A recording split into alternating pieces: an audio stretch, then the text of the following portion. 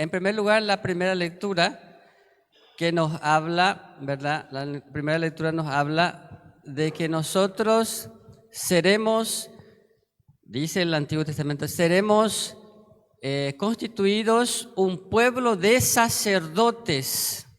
Y de hecho, esa profecía se cumplió y se cumple por medio del bautismo. Por medio del bautismo, todo cristiano es sacerdote, profeta y rey, que se completa en mayor plenitud en el sacerdocio ministerial, que es el sacerdote que celebra la misa. Pero todo bautizado es sacerdote, profeta y rey.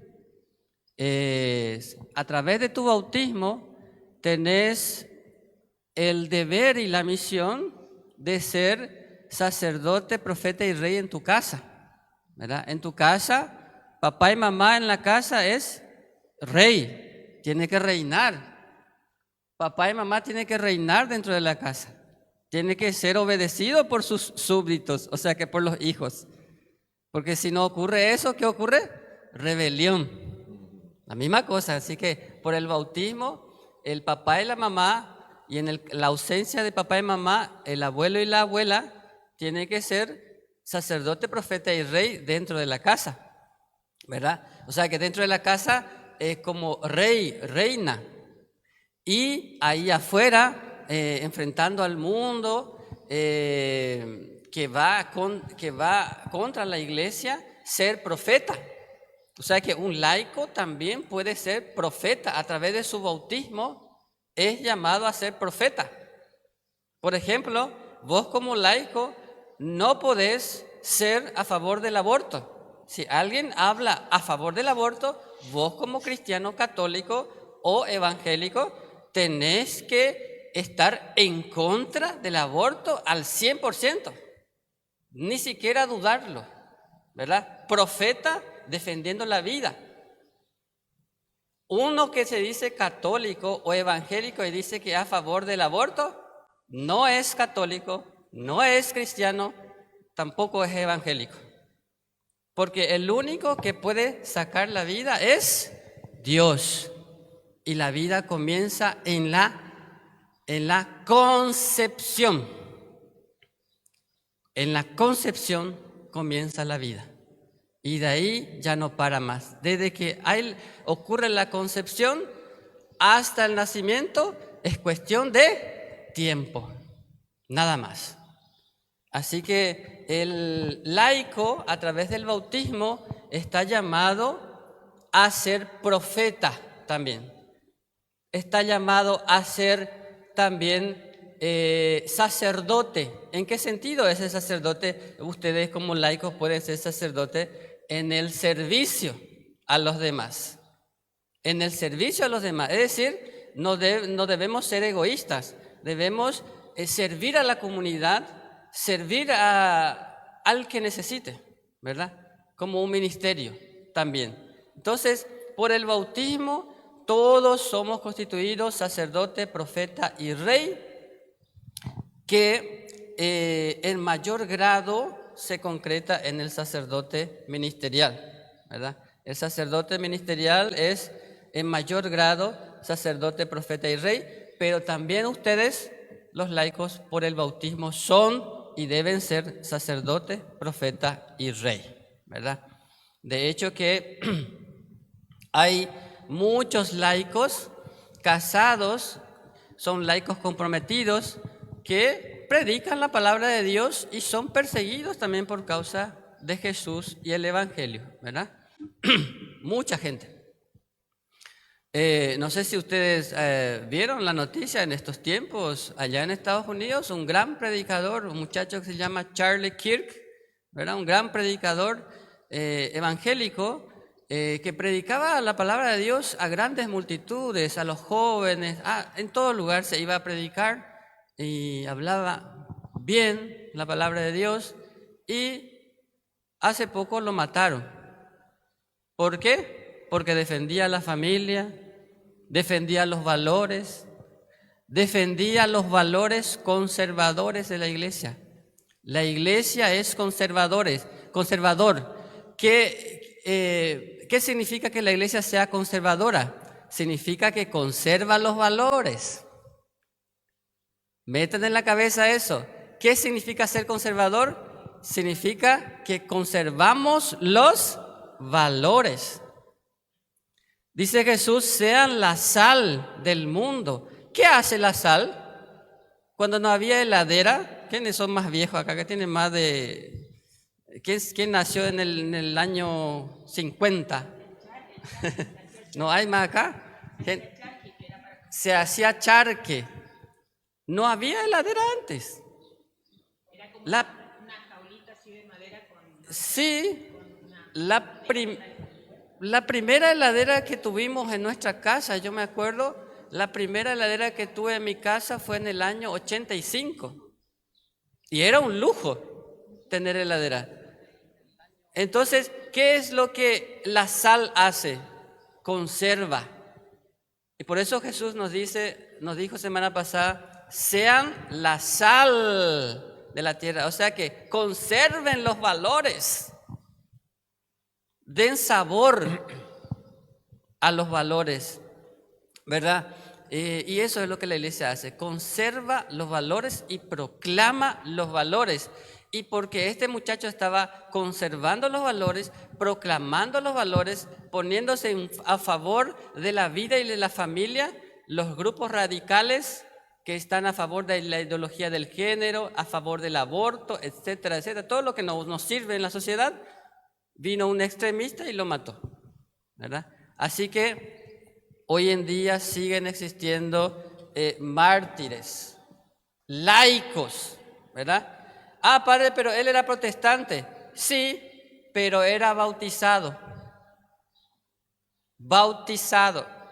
Los bautizados son llamados a ser profeta, sacerdote y rey. No se olviden de eso. Bien, en la segunda lectura, es algo muy importante también que nos dice la segunda lectura, de que nosotros éramos pecadores que merecíamos la muerte eterna antes de Jesús, pero con Jesús, con la venida de Jesús, con la muerte de Jesús en la cruz, Él pagó por nuestros pecados. Pagó por nuestros pecados y nos dio la vida eterna. Y le voy a explicar eso claramente para que ustedes entiendan una cosa.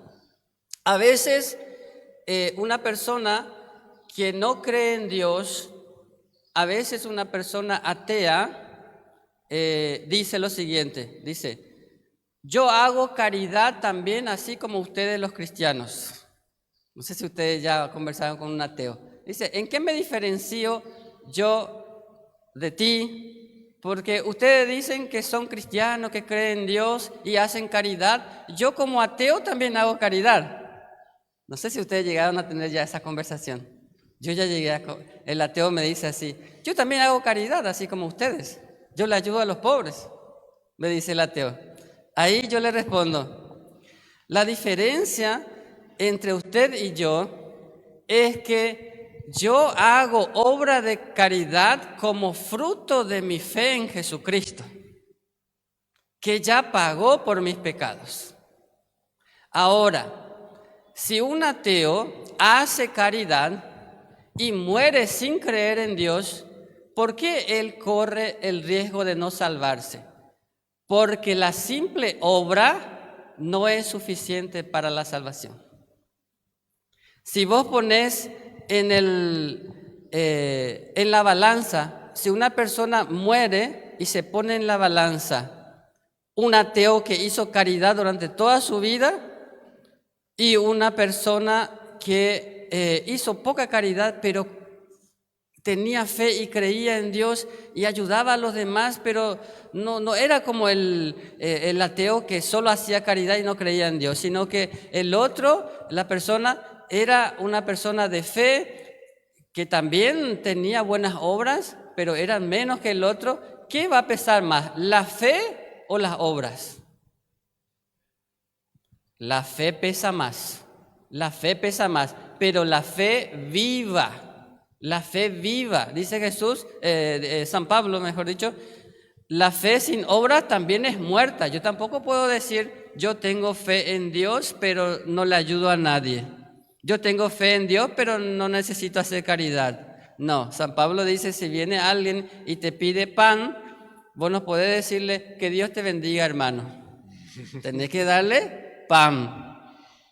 Si no, tu fe es muerta, ¿verdad? Pero no sé si van entendiendo que las obras buenas de los cristianos es fruto de la fe. O sea que yo por mi fe creo que Jesús ya pagó por mis pecados, ¿verdad? Y yo creo que cualquier pecado que yo cometa, Dios me va a perdonar si yo me arrepiento de corazón, ¿verdad? Y que la obra de caridad que yo hago es consecuencia de mi amor a Dios. Consecuencia de mi fe profunda y verdadera en Dios. Cada vez que yo le ayudo a un mendigo, por ejemplo, ¿verdad? Yo veo en el mendigo, como cristiano, como católico, ustedes también cada vez que le ayudan a un mendigo de la calle, le dan un abrigo, le dan un alimento, un plato de comida, ustedes lo ven al mendigo no como mendigo, lo ven como el mismo Jesús. ¿No es cierto? Es el mismo Jesús que está ahí. Padre, pero está borracho y es un drogadicto. Jesús se disfraza muy bien. Jesús se disfraza muy bien. Inclusive de borracho, maloloriento y de drogadicto. ¿Quién somos nosotros para juzgar a esa persona? Nuestro deber es la caridad, sin importar a quién. Y sin esperar ni siquiera un muchas gracias, ¿verdad? Pero ocurre siempre, casi siempre ocurre una cosa cuando nosotros le ayudamos a la gente de la calle. Casi siempre. No sé si ustedes tienen esa experiencia, pero yo casi siempre cuando les ayudo a alguien de la calle, a un mendigo que me pide algo, casi siempre el mendigo te dice, que Dios te bendiga. ¿Es cierto o no es cierto? O sea que cuando un mendigo, después de que vos le ayudes, te dice que Dios te bendiga, está diciendo, yo soy Jesús. Yo soy Jesús. Estoy disfrazado. Bueno, pasamos ya rápidamente al Evangelio. En el Evangelio Jesús elige a los 12 apóstoles que lo van a seguir. Y pide a ustedes, los laicos, que recen para que haya vocaciones, para que haya más obreros para trabajar. Me dijeron que Charata tenía un solo sacerdote y falleció. Tiene una hermana religiosa que está todavía por ahí misionando, ¿verdad? No sé, ¿hay otro sacerdote o no? ¿O solo el que falleció? Charata. De Charata salió un sacerdote y falleció. Ya no hay más. Salió otro que se casó. Hay otro que pero se retiró, ¿verdad? Bien, en ese sentido, yo escuché duras críticas a este sacerdote charatense que se retiró por una mujer. Cuando un sacerdote se retira por una mujer, ¿sabe qué? Es culpa de ustedes, gente. Que ustedes, cuando el sacerdote se ordena, y más todavía si el pueblo de ustedes tienen que rezar por ese sacerdote. En primer lugar, sí, es culpa de ustedes. Ustedes tienen que rezar por los sacerdotes, y especialmente si es de tu pueblo, ¿verdad? Y, como les digo, ese sacerdote... ¿Qué pasa con ese sacerdote? Bueno, perdió su vocación. Si no tiene hijo, puede volver, ¿verdad? Así dice la ley de la iglesia. Si no tiene hijo y no está casado, puede volver. Pero es triste que haya salido ese sacerdote Charata. Entonces, aquí el Evangelio de hoy les pido a ustedes, los laicos, que recen para que haya más vocaciones, más trabajadores que prediquen el Evangelio, qué lindo sería que comience ahora a surgir vocaciones, ¿verdad? Las vocaciones que estoy viendo por ahora son chiquititos, son jovencitas, ¿eh? Hay algunos niños y preadolescentes que están queriendo ser sacerdotes, pero son muy jovencitos. Vamos a ver más adelante. Hay que rezar por ellos para que perseveren en su deseo de ser sacerdote, ¿verdad? Porque Jesús nos pide, recen por las vocaciones, para que haya más obreros para trabajar en el reino de Dios. Y de hecho quiero agradecer no solamente a ustedes, sino que a todas las personas. Mucha gente reza por mí. Yo en todo lugar donde yo me voy, yo suelo escuchar, Padre, yo rezo por vos. Ay, qué lindo que es. Muy reconfortante es que alguien te diga, Padre, yo rezo por vos. Es importante, es muy importante que la gente rece por nosotros, los sacerdotes. Porque si ustedes rezan por nosotros, en cada misa nosotros rezamos por ustedes. En cada misa nosotros rezamos por ustedes. En cada rosario que el sacerdote reza por ustedes. Entonces, vamos a ir acá ya concluyendo. Jesús le da la orden entonces de sanar a los enfermos y de expulsar a los demonios, dice. Entonces, muchos sacerdotes ya ni siquiera hablan de la existencia de los demonios, pero de hecho Jesús en todo su evangelio, él habló de que expulsaba ¿a quién? A los demonios. Así que ellos existen. Si Jesús lo dijo, es porque existe y están actuando en el mundo. ¿Hay que tenerle miedo? No, definitivamente no, porque ellos son simples ángeles caídos. Pero ¿por qué tenemos que defendernos de ellos, contra ellos?